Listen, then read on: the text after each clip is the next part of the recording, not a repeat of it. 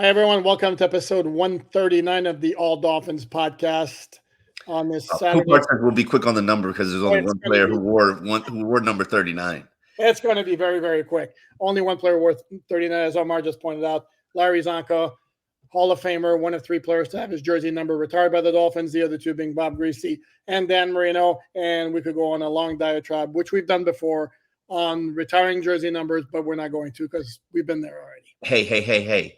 I saw Csonka. Csonka put up something recently. If you haven't checked out his Twitter account, you should, because he's actually very, very interesting. Yeah. It's Larry Csonka, but he put up something about his real difficult relationship that he had with Don Shula and how they got together over the final years and all their gray hairs, and it was like literally we're fighting still over these stories and arguing our side. And I'm like, man, boy, that must have been a great conversation to live through. And I've heard so many different tales and about things that the players would do to Shula, and Csonka was usually at the epicenter of it, which, I thought was hilarious. I always think it's hilarious. No, and if you think back at the era where Csonka played, I mean, the 1970s was a time when the coach said something, you're like, yes, sir. And Csonka was like, why? What if I don't feel like doing it? So a man after my own heart. The guy played hard, and he was like a defensive tackle running with the ball. I mean, he literally got called for a personal foul one time running with the ball, and he's carrying the ball in his right hand. On his left arm, I should say, in his right arm, he throws like an elbow to the face of the defender trying to tackle him. Oh yeah, the dude was not. That is one guy that I wish I could see old footage of. I swear, like I have not ever seen him play, and I am very curious to see him play. Like, it's not there. There's nothing pretty about his game, but he was, man. So anyhow, as we said, it's Saturday, November 25th, the day after the Dolphins' impressive 34-13 victory against the New York Jets. Mike McDaniel just got done not too long ago with a Zoom media session where immediately he confirmed the unfortunate news that we pretty much knew all along, is that Jalen Phillips indeed did tear an Achilles. He's done for the year. Interesting note a little bit later on in the media session that apparently Aaron Rodgers is trying through back channels to get in touch with Jalen Phillips to provide whatever assistance he can. Of course, Aaron Rodgers still has it out there that he's coming back at some point during the season. That's not happening. Get that out of your minds, Dolphin fans. That's not happening for Jalen Phillips, unfortunately. Not this season. Yeah. Not this year. I mean, ideally he's back by the start of training camp next year. Everybody wants to be on the Aaron Rodgers plan, man. Like, I think he's crazy if he thinks he's going to play.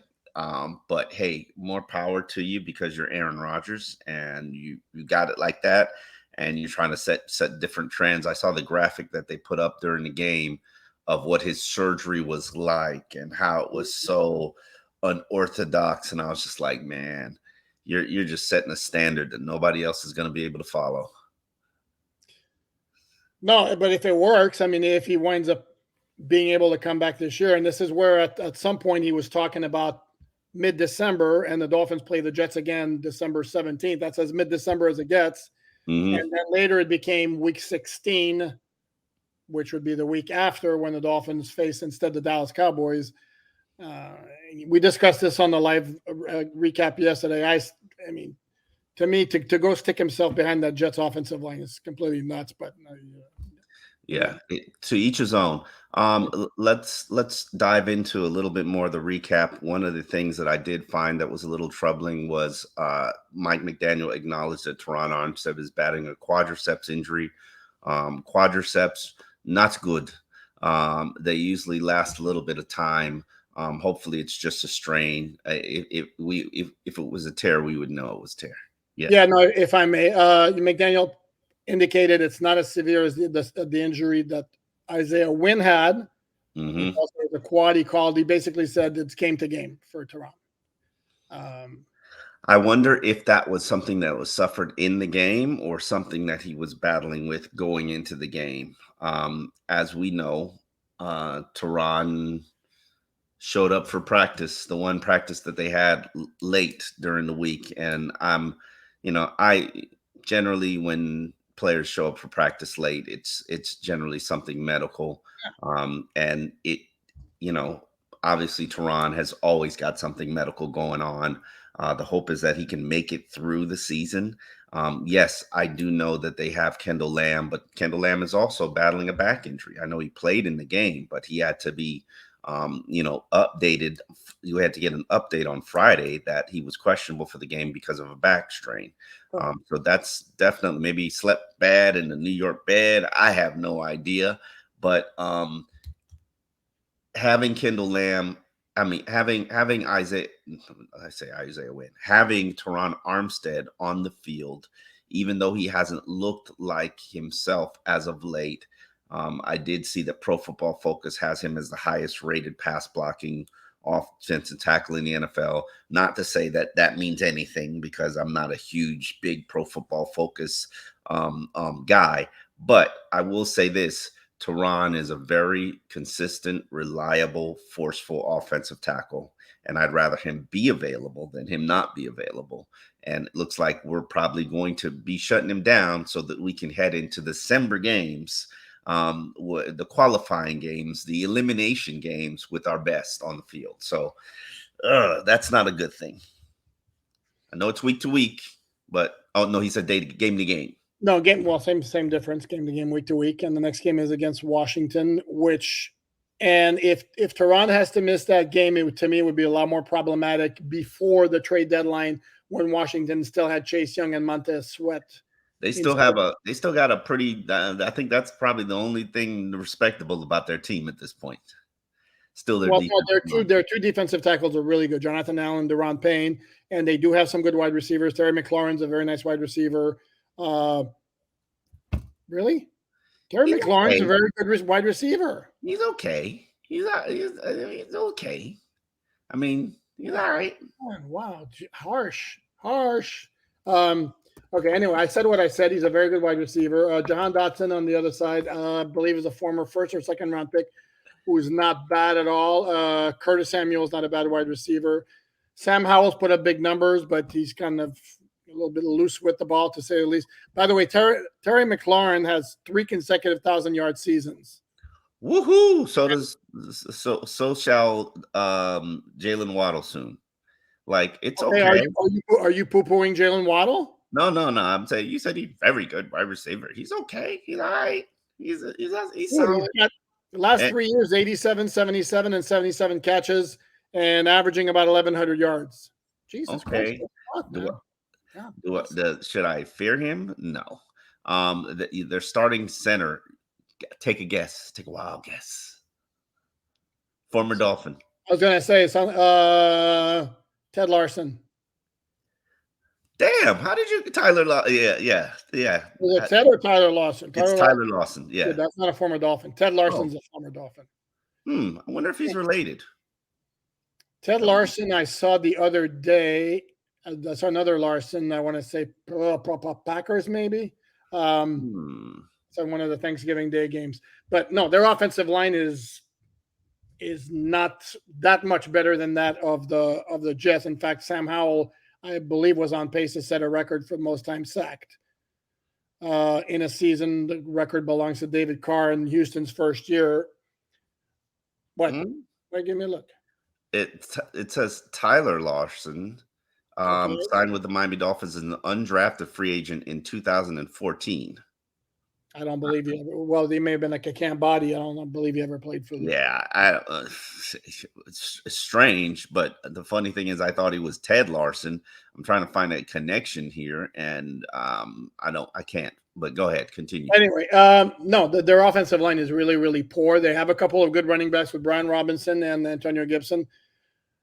But again, and Logan Thomas has become, who actually once upon a time was with the Dolphins as a quarterback, and has become a pretty decent tight end. And they got Jacoby Brissett. That's right. Who is one of the wackest quarterbacks that we've had here in franchise history. And they'll have either a new defensive coordinator or an interim defensive coordinator after they fired Jack Del Rio, who's claimed to fame in Dolphin history. Why is my voice echoing all of a sudden? He got released to make room for Zach Thomas. Okay. Well, yeah, he was going to be the starting middle linebacker in 1996 until Jimmy Johnson got a look at Zach Thomas and said, "No, Jack, we're good. Bye." And that was the end of his career. Jack Del Rio actually had a had a pretty long career in the NFL. I wonder if there's beef with him and Zach Thomas because of this. Why would there be? Not his fault. Zach Thomas was better. So now Ron Rivera apparently is taking over the play calling duties for the Commanders. And we can say what we want about Ron Rivera as a head coach. I like him. Yeah. To me, he lost me a little bit earlier this year when they were on the road at Philly. They scored a game-tying touchdown in the final minute, or in the final seconds, I should say, maybe even the last play of the game, and he went for the kick to tie instead of going for the win right then and there. They got a bad call in overtime against them that when the Eagles win, the Eagles win and won the game in overtime. So you're an overtime for the win guy? You're a go for the win. If you're the weaker team on the road and you just scored a touchdown on the last play of the game, go for the win right then and there. Okay. Absolutely. I'm just alarmed that we are the same, one of a kind in this in our thought process there. Surprise, surprise. I know. Who knew, right? Yeah. Let's get into some of the coverage. I wrote a column about Tua after fighting with you last night on the podcast. Some jerk just kept saying that, oh God, we gotta wait till December. Oh, December, and nothing that matters, nothing that's been done now matters until December. We can't pay him. Who said that, and who are you calling a jerk? I don't know. Some guy that was on a podcast. Damn, we're going there now. I'm just saying, like, oh, December. Oh, it's not December yet. Okay, when it gets December, then we can see about December. Well, do I need to throw out the numbers, or are you going to get off? Are we going to fight again? Or am I going to have to? Oh, let me rephrase that. Or am I going to have to be a jerk again by pointing out certain things you don't like me pointing out? You can point out. I'm not scared. It don't bother me. Okay, there's nothing to be scared of. There's nothing. I'm not telling you anything you don't know. And you can poo-poo the December thing all you want. The fact is that Tua's career rating between September through November is like 105, and in December it's 80. And those are facts. That's not an opinion. Those are facts. Oh, okay. And as I wrote in the column, yeah, there's another level of his game that he needs to unlock. And right now, he is in the Alex Smith, the Matt Ryan category of NFL players.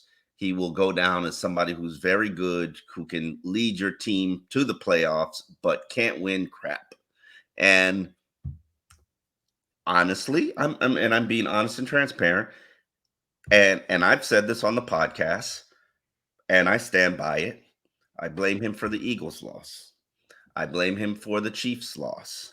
Yeah, these turnovers of recent have not been very good. He needs to clean that up. But if he is the quarterback that I think he is, he's got to show that it factor and pull it out and put his team on his back. And that's not happening right now. And statistically, as you pointed out, he's kind of come back to the pack.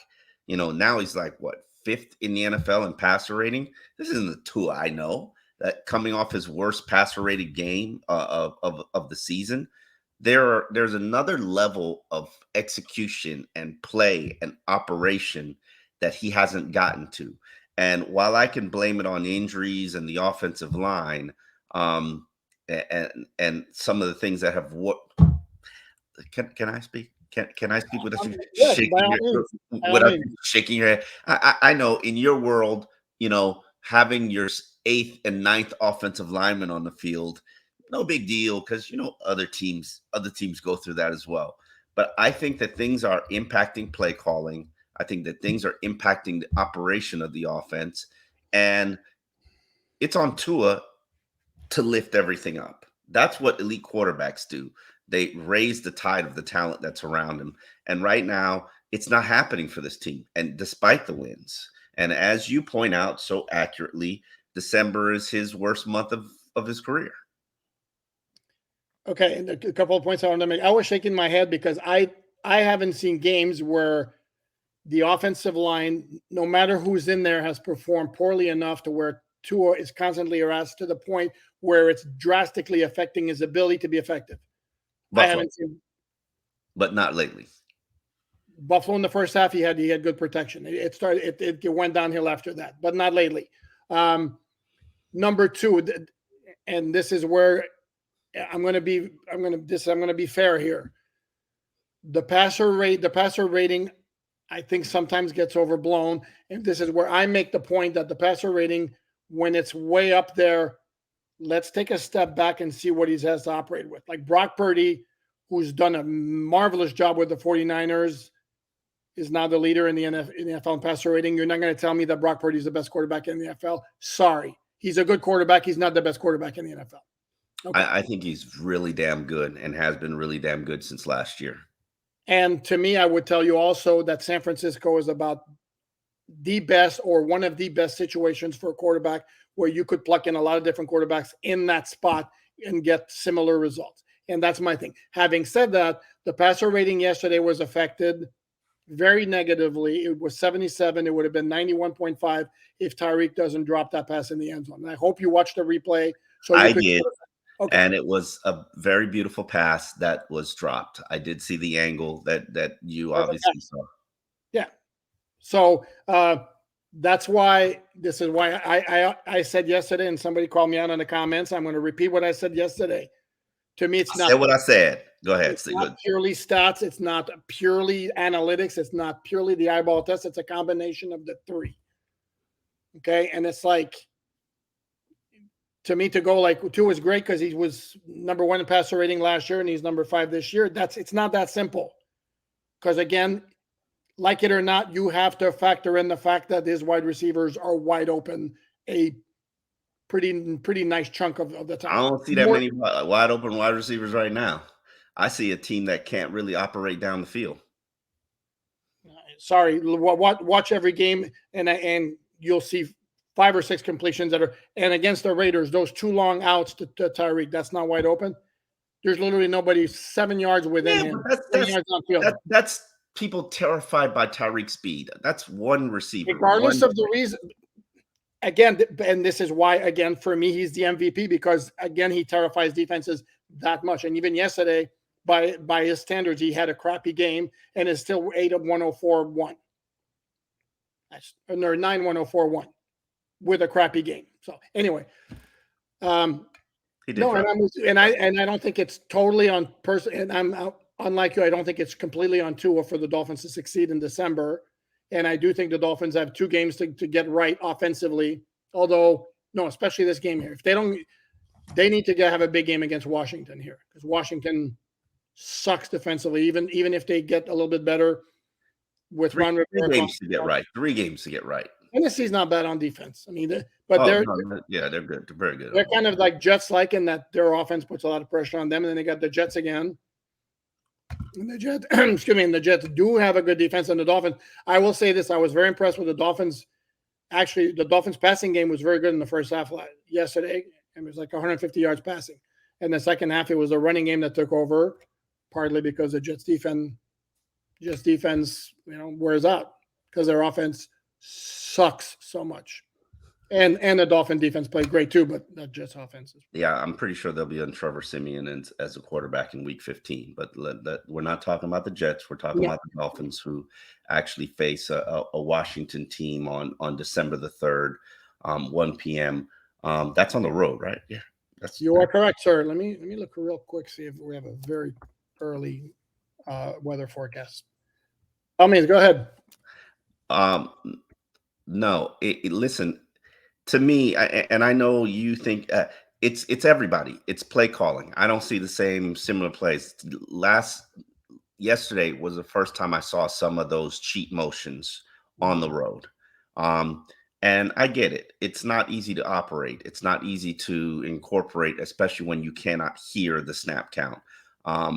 But there are things that they need to do to get back to where they were, so that they can still be humming. And I know they scored 33 points. I think that's impressive, but they need to, especially when your defense is playing the way that they are. They're humming. They're really trending upwards. I believe you said that they're top 6 unit right now, even though teams have not played a game yet. Yeah. No, but it's by average. So the teams they jumped with by holding the Jets to 160 yards would have to go under the current average, which is where are they at 305 or something. So yeah, and you told me it wouldn't happen in one game. No, it did happen it happened in 2 games. They went from 12th to 6th, which is quite impressive. But that's the Jalen Ramsey effect of on that defense. And it's everybody. Everybody's playing well. Now, how will not having Jalen Phillips impact it? Yeah, that just means Andrew Van Ginkel's got to step up, play bigger, play better. Emmanuel Ogbah's got to step up and become that third edge rusher. And then David Long Jr. is going to have to play more snaps as an interior guy on passing downs, which is where he'd been kind of splitting his role with Andrew Van Ginkel. I think David Long Jr. of all of those individuals is the most ready to step up. I think he probably entered that game still as the leading tackler. I don't know where he is with Javon Holland, but he had been trending up for the last month. I'm glad to see that he's going to get more opportunities to get more snaps. We all know what Andrew Van Ginkel is and what he can do. And then Emmanuel Ogbah, time to earn that paycheck, brother. And showcase yourself for your next NFL team, because we're all absolutely certain that you're going to be released and used to create cap space. Yeah, and it might also mean, well, David Long Jr. actually had more snaps than Andrew Van Ginkel yesterday, which was a reversal from the game against the Raiders.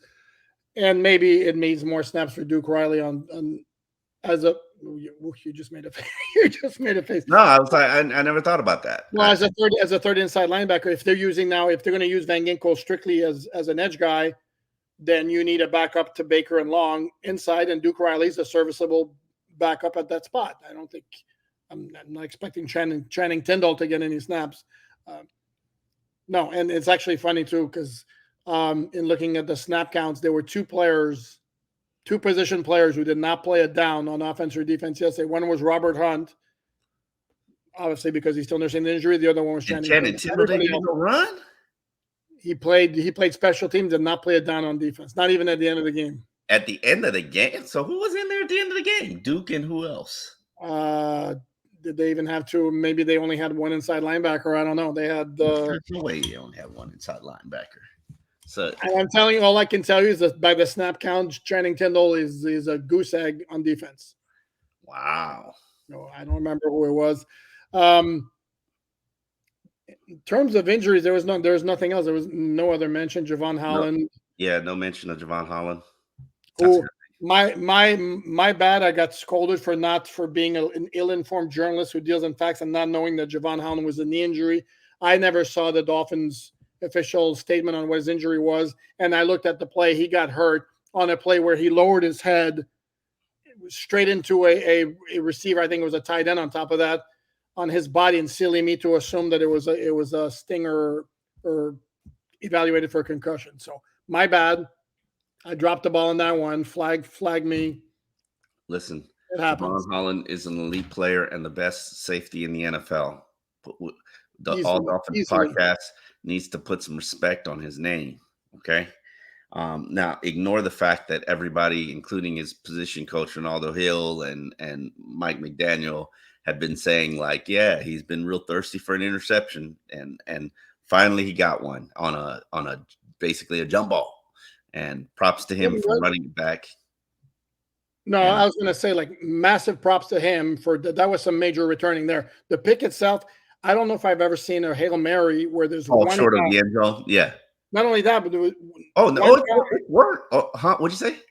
There was one guy with the ability so clear, unhindered to make a catch. Hell, he could have called for a fair catch. That's how clear he was. Look at the replay. No, because the ball was short of the end zone. No, correct. It was like the 1 yard line. Yeah, but it's weird. Usually it's 3 or 4 sets of hands that go up. That's why you never see that clean. I think everybody had to come up for the ball because it didn't make it to the end zone, and so Javon Holland was just in the best situation to go get it. and man, did he go get it? And he did a dynamic return. Want to single out Christian Wilkins for laying out Breece Hall on that return.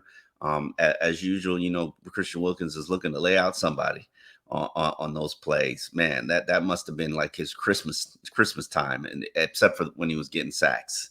And Christian is, man, cha-ching, cha-ching, cha-ching, cha-ching. Yeah. Move. By the way, for some reason this has come as some surprise to some Dolphin fans. Christian can move, and dude, if you didn't know it by like when he did the split after Clemson won a national title, right there. I mean, you don't see 320-pound dudes do the split like that, like he did. I mean, and it was like seamless. And then that little dance step he did on the Hard Knocks, that was also very cool. That bean high dance. Yeah, he's got moves. He could dance. He's gonna be cashing checks. He's gonna be cashing a check, more than likely a franchise tag. It'll be very interesting to see what happens with that. And then with a lot of the other free agents, somebody on Twitter who I don't know where I saw this comment, but they made a very interesting point. He's like, Christian's going to get paid, but I would rather pay Connor Williams and Robert Hunt the sum of money that it will take to sign Christian Wilkins. And I thought to myself, very interesting point. Except for the fact that Christian is probably was the heart and soul of the defense until Jalen Ramsey showed up. And might still be the heart and soul of the defense. And you know what I would like personally? I would like Hard Knocks offseason Miami Dolphins to be in on those meetings where they have to decide where they allocate the money next offseason. Oh, like they'll ever show that. They'll ever show those conversations. Yeah. A guy can dream, right? Speaking of which, I'm like very curious. I don't know about you. I think we're going to get a good long segment on the pick six on the Hard Knocks on Tuesday. I am very curious if they're going to completely ignore the Jalen Phillips injury, or they're going to show, because personally what I would like to see is his teammates rally around him. The humanity of it. The humanity of football. Correct. And I don't know if that's something that they're going to be a little bit touchy about, because it's a player. I think, yeah, man. It doesn't necessarily glorify the NFL, but then everything can't glorify the NFL, and you have to show the human side of things as well. And a player suffering a season-ending injury, crying as he gets rolled off the field, in just absolutely broken up. That's Jalen Phillips, and hopefully they tape some pre-stuff about him and can use him to paint a story of an NFL player. I know that he was definitely the guy that they were interested in taping some stuff with. Let's see if they got it done. And then Teron Armstead. Woo. I don't know. Like, for example, I don't need to see again, because we saw it in the first episode. Are we going to see again Tyreek running to the stands to give his wife the ball? Yes, we must continue that storyline. That again? I mean, it's like, yes, already. Maybe she was mic'd up again. She was bust down with her outfit and the wool hat and the diamonds. And did you know she was Kenny Vaccaro's sister? I didn't know that. Mm-hmm. You knew that? Mm-hmm. From the beginning? Yes. Really? How am I left out of this? I'm sorry. Like, I'm usually on top of these things. By the way, for those who don't know, Kenny Vaccaro was a longtime safety in the NFL with the New Orleans Saints and the Tennessee Titans. Yeah, I'm like, how did that connection happen there? Did Kenny Vaccaro play for the Chiefs, or is it just, Nope. And he played at the University of Texas, and Tyreek played at Oklahoma State, and then they JUCO, I believe. So I don't know. I don't know how that hookup came about. That is a question that I will ask Tyreek on Thursday, because I'm very curious now. I'm curious. Okay. It has piqued my interest. Okay. My apologies for not having let you know about that. Yeah. Bad Allen. Oh, and did you see that Ryan Fitzpatrick sent Zach Sealer's wife? She put that on social media. She sent him a jersey with a note at the bottom that was really funny. And of course, now I forgot what the note was. but look it up on her name is Hannah, Hannah Sealer. She had a post about it that was very funny. Didn't Zach just get engaged? Who? Zach Sealer. Zach Sealer just he's been married. They're expecting. Oh, that was it. That was the announcement. They're expecting. Yes. Okay. My bad. My humble apologies. I'm not keeping up with my wives of the Dolphins. This is Sealer. He didn't mean it. He didn't know. It's an honest mistake. Yes, man. And yes, expecting. So we're Dolphins are off on Sunday. They'll be back at work Monday. Boo! They should have got a victory Monday. Boo! Well, they off Saturday, off Sunday. They got to get ready for those mighty Commanders. Yeah, you could have done a victory Monday, have them back in the building on Tuesday. You could have, if you wanted. They want to keep the routine of having Tuesdays off. So, where that leaves us, I don't know. I don't know what your thoughts are for whether we should do something tomorrow or not. I don't know, but we do have a Teron Armstead 1st and 10 that we can certainly give the people. That's going to go up tomorrow. Yeah, see? Look what I just said. There we go. All righty. Well, thank you for watching All Dolphins podcasts. As you know, you can find all our work at alldolphins.com for free. No subscription required. Poupard's got like 16 stories today. And you know how to find us. Like, subscribe, listen to the audio, rate us on the audio because we'd actually like some ratings. But overall, we're always here for you at alldolphins.com. We will see you. And what I would add is we're pushing toward our goal from the Dudley set for us of 20,000 by the end of the season. I did not state that as a goal. Okay, can we shoot for 15,000? Bottom line, tell your friends, tell all Dolphin fans to check us out and subscribe. Yeah. Yes, thank you. Yeah. We appreciate it.